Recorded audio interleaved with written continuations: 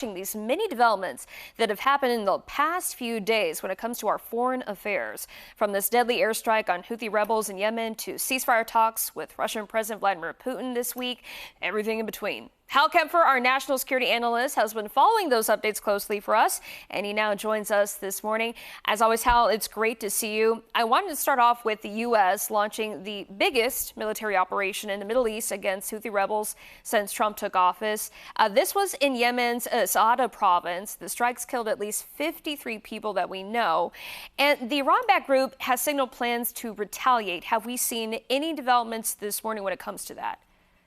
Melanie, as of this morning, there were reports of drones being launched against the Harry S. Truman carrier group that's out there.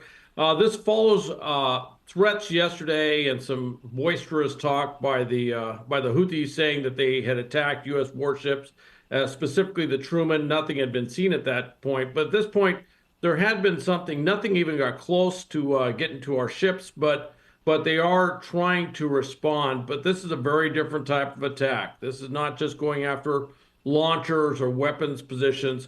They're actually going after leadership targets. And this comes after, when the Trump administration started, when President Trump came in, he redesignated the Houthis as terrorist groups, which opens up a larger variety of targets that the U.S. can hit. And we know what they've been doing to container ships in the Red Sea. So this was, again, the reason behind that strike that we took. And then in the Ukraine and Russia war conversation, a Russian drone strike caused a fire at a two-story building in Ukraine over the weekend. And this came as the world was told that peace talks and negotiations are underway for this ceasefire. So what do you think President Trump is going to say to President Putin tomorrow in this critical meeting, and vice versa? Well, I think they're going to talk about the ground. They're going to talk about what's happened up in Kursk. The Ukrainian forces are not completely out of Kursk, but they have fallen back quite a ways. Kursk kind of served its purpose, if you will. It drew out a bunch of Russian forces that were doing an offensive in the east. That offensive has waned, and the Ukrainians have pushed them back. But with all of that said, there were some indications from Mike Waltz, the national security advisor, that part of this discussion may include some, the Ukrainians trading territory in order to get a ceasefire. Obviously, the Ukrainians don't want to see that. And the Ukrainians look at the current battle lines, and they're very nervous because they're close to some major Ukrainian cities like Kharkiv, Kherson, others, and they certainly like to see them push back. Of course, the Russians kind of like where it is, would like to push forward a little bit. So I imagine that'll be the context of those discussions.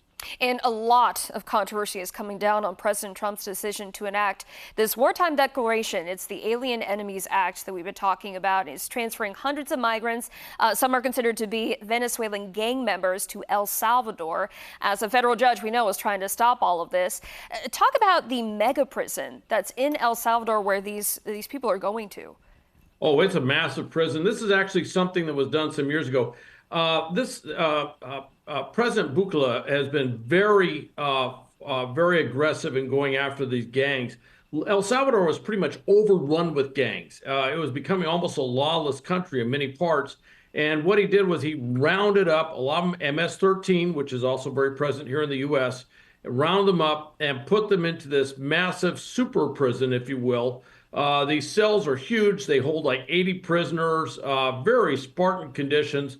Well, with that said, El Salvador offered to the U.S., hey, we'll house some of these immigrants that you want to deport. And so now these aliens, I should say immigrant or illegal aliens that are criminal aliens, are being deported. Tren de Agua, the Venezuelan gang, some MS-13 are reported to be in there, about 300.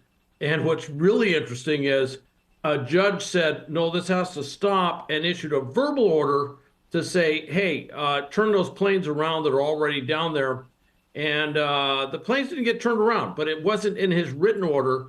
So there's a little bit of a disagreement here with the administration and the judge, whether they violated his instructions. Yeah, the timing all being called into question. We know critics of Trump say that if he invokes this kind of act, he could declare anyone a member of a gang and deport them. So there's some questions about that action. But Hal, thank you so much for joining us this morning, breaking down those critical developments that have happened just the last couple of days, couple of hours even.